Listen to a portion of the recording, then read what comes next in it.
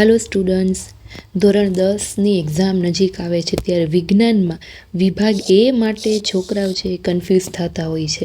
બરાબર, કે કેવા ક્વેશ્ચન, કેવી ખાલી જગ્યા પૂછાય છે, કેવા એમસીક્યુ પૂછાય છે, કેવા ખરા ખોટા પૂછાય છે. તો એના માટે વિભાગ એ માટે સ્પેશિયલ મોસ્ટ આઈએમપી જે ટોપિક છે કે આવી ખાલી જગ્યામાં એમસીક્યુ પૂછાઈ શકે વિજ્ઞાનમાં, તો એ આપણે પહેલા ચેપ્ટરથી શરૂ કરીએ. આજે જે પહેલું ચેપ્ટર છે 10મા ધોરણ વિજ્ઞાનનું, રાસાયણિક ક્રિયાઓ અને સમીકરણ, એમાંથી વિભાગ એ માટે કેવા કેવા ક્વેશ્ચન પૂછાઈ શકે તો એ આપણે ફટાફટથી સોલ્વ કરીએ.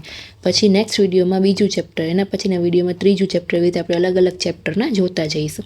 બરાબર, તો પહેલા ચેપ્ટરમાં આટલા ટોપિક છે, એમાંથી એમસીક્યુ, ખાલી જગ્યા, ખરા ખોટા કાંઈ પણ પૂછાઈ શકે વિભાગ એ માટે. બરાબર, જેમ કે જો પેલું છે દ્રાક્ષના આથવણ માટેનો ઉત્સેચક, શું આવશે એમ આન્સર? તો કે યીસ્ટ. ત્યાર પછી શ્વાસોશ્વાસની ક્રિયા એટલે કે ઉષ્માક્ષેપક પ્રક્રિયા. ઉષ્માક્ષેપક પ્રક્રિયા. ત્યાર પછી ખોરાકનું પાચન, તો એ કેવી પ્રક્રિયા છે? તો કે એ પણ ઉષ્માક્ષેપક પ્રક્રિયા.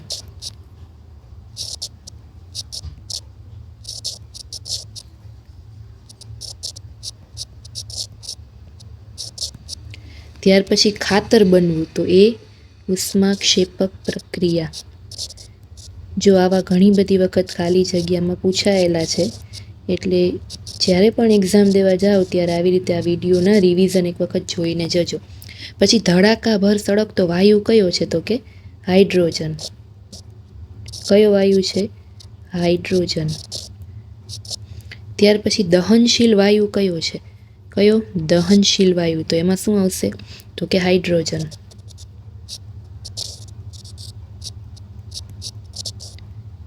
ત્યાર પછી દહન પોષક વાયુ, દહન શામક વાયુ કયો છે? દહન શામકમાં શું આવશે? CO2 એટલે કે કાર્બન ડાયોક્સાઇડ. બરાબર, કાર્બન. ત્યાર પછી દહન પોષક વાયુ કયો છે? તો કે O2 એટલે કે ઓક્સિજન.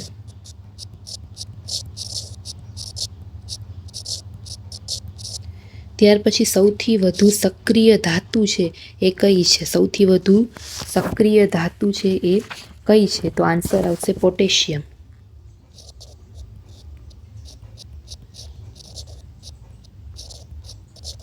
એટલે કે કે.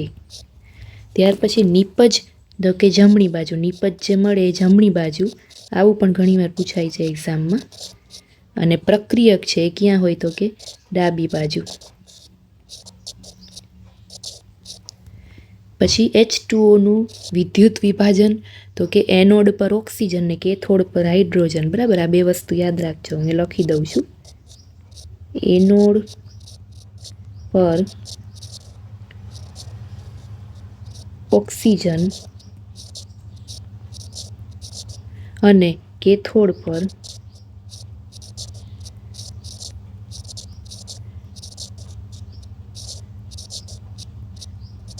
હાઇડ્રોજન. ત્યાર પછી લોખંડના કાટનું સૂત્ર. લોખંડના કાટનું સૂત્ર કયું છે? તો કે અહીંયા લખી દઉં તમને, Fe2O3 H2O. બરાબર, આ ખાસ યાદ રાખજો, ઘણી બધી વાર પૂછાયેલું છે. ચાંદી પર કાટ, તો એના માટે આવશે કાળા રંગનું સ્તર. કાળા રંગનું સ્તર ના આન્સર આવશે Ag2S. આ પણ યાદ રાખજો. ત્યાર પછી તાંબાના વાસણ પર કાટ, તો એને એ આવશે લીલા રંગનું સ્તર. બરાબર, આ બંને કલર યાદ રાખજો. લીલા રંગનું સ્તર. બરાબર, અને એમાં આવશે CuCO3. ભારત, સોરી અહીંયા ટાઈપિંગ મિસ્ટેક છે. ભારત પહાડ નહીં, આરસ પહાડ. આરસ પહાડના ટુકડા. બરાબર, એમાં શું આવશે? ચૂનાનો પથ્થર અને લાઇમસ્ટોન. આ ત્રણેય વસ્તુ ભેગી થાય, આરસ પહાડનો ટુકડો, ચૂનાનો પથ્થર અને લાઇમસ્ટોન. તો કયું સૂત્ર બને? તો CaCO3. આન્સર શું આવશે? CO3 મીન્સ કે કેલ્શિયમ કાર્બોનેટ. ત્યાર પછી કળી ચૂનો, ચૂનાનું નીતર્યું પાણી, એ બંને વસ્તુ ભેગી થાય તો બને CaO, calcium oxide. Calcium oxide. પછી ફોડેલો ચૂનો, બરાબર, ફોડેલો ચૂનો એના માટે આવશે CaOH2, બરાબર, એટલે કે કેલ્શિયમ હાઇડ્રોક્સાઇડ. Calcium hydroxide. ત્યાર પછી કથ્થઈ રંગનો ધુમાડો તો NO2. ત્યાર પછી સફેદ રંગના અવક્ષેપ તો BaSO4. જો આ બધા યાદ રાખજો સૂત્રો. સંયોગીકરણની વિરુદ્ધ પ્રક્રિયા છે તો એને શું કહેવાય? તો કે વિઘટન. ઓકે. અને હવે જે છે વિવિધ સંયોજનના રંગો છે એ પણ ઘણી બધી વખત એક્ઝામમાં પૂછાય છે. વિવિધ સંયોજનના રંગો છે કેવા હોય છે? જેમ કે Mgની પટ્ટી, તો એનો રંગ કેવો હોય છે? તો કે સફેદ. ત્યાર પછી લેડ નાઇટ્રેટ, બરાબર, એટલે કે PbCnO3, એનો રંગ કેવો હોય છે? તો કે એ પણ સફેદ.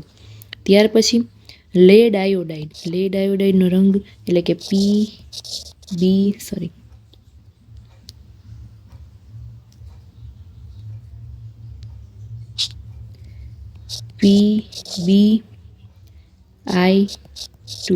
એનો રંગ કેવો હોય છે? તો કે પીળો.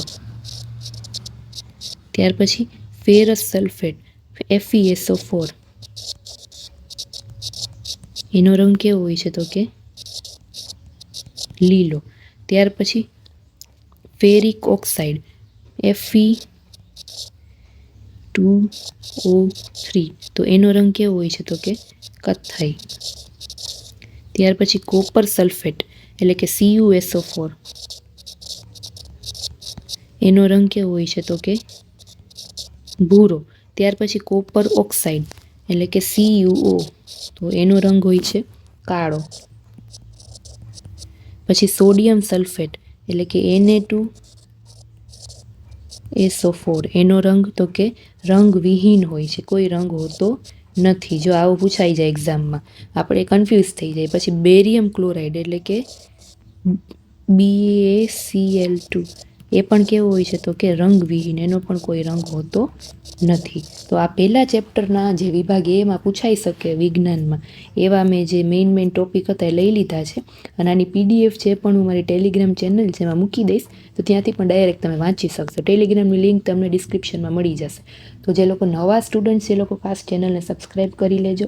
અને હવે નેક્સ્ટ વિડીયોમાં સાયન્સનું બીજું ચેપ્ટર આવી જ રીતે વિભાગ A માટે મોસ્ટ MP ટોપિક લઈને આવીશ. તો ત્યાં સુધી મારી સાથે જોડાયેલા રહેજો. અને તમારા કોન્ટેક્ટમાં કોઈ 10મા ધોરણના સ્ટુડન્ટ્સ હોય તો ફટાફટથી આ વિડીયો શેર કરી દેજો, કેમ કે લાસ્ટ ટાઈમમાં રિવિઝન માટે આ વિડીયોઝ તમને બહુ કામ લાગશે. ચાલો, થેન્ક યુ.